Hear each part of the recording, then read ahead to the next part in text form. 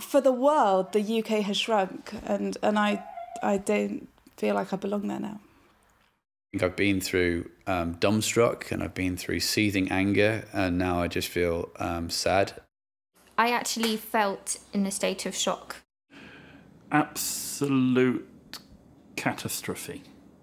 I think it is a big turning point in my lifetime, and I think it's quite a big turning point in history.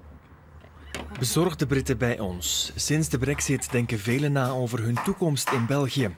Een toekomst binnen de Europese Unie. Dit is de familie van Marcus en Fiona Nevin-Jones. Marcus woont hier al bijna 10 jaar, Fiona 7 jaar. En hun kinderen zijn hier alle 3 geboren. Do you remember England left the club? Do you remember? Yeah. Mummy did try to stop England going out from the club. Yeah, we all did. But they've decided to leave. And they didn't listen to Mummy. No, they're very naughty. They are very naughty.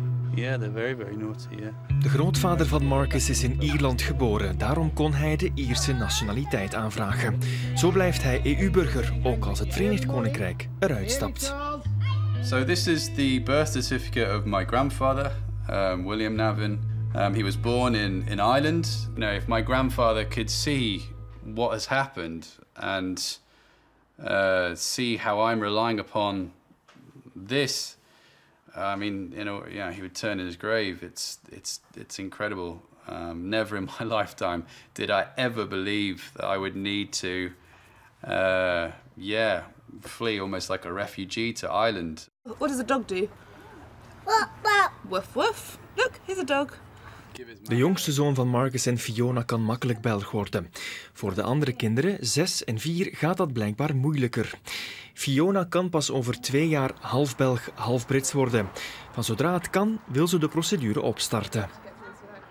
I don't understand this isolationist attitude in the UK. I don't understand why, in such a global world, why we would want to stand alone. I see just so many benefits in being part of the EU, and just the wonderful privilege it is to be able to travel in Europe and live in Europe, and those things, it would be devastating to lose those things. I think this Brexit thing just leaves a very, very bitter and ugly taste in people's mouths, and therefore for my children, being British won't ever be quite the same as it's been for me. And for me, from now on, for being British won't be quite the same as it's ever was. So your passport, where you're from, is simply kind of a technicality rather than a sense of who you are.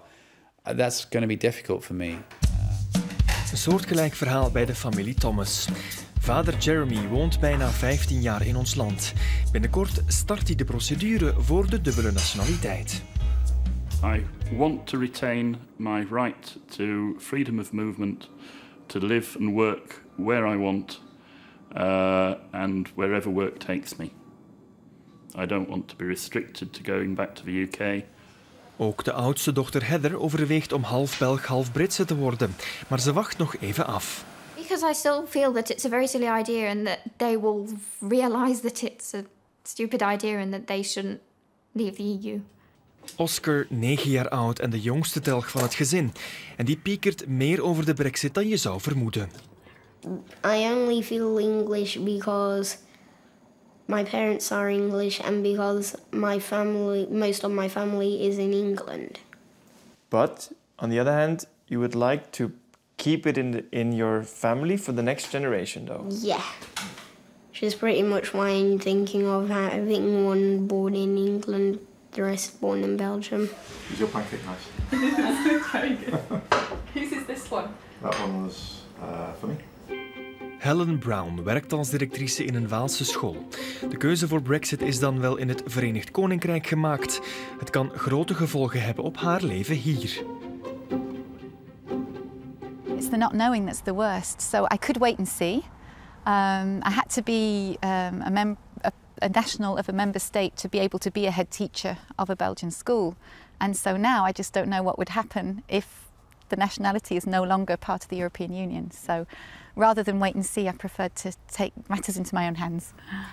Helen startte de procedure voor de dubbele nationaliteit. Net als haar dochter Charlotte, 19 jaar oud en in België geboren.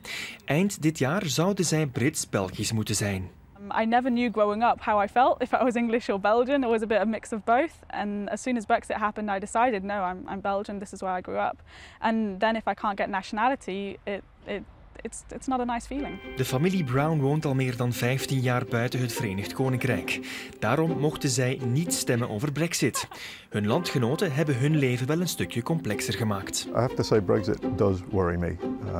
And I've felt concerned about it ever since the vote. And that feeling doesn't go away. In school just last year, we learnt about the fall of the Berlin Wall and all that. And I think that when my children are growing up and they will learn about Brexit, that yeah, I was there and I lived through it and it affected me personally.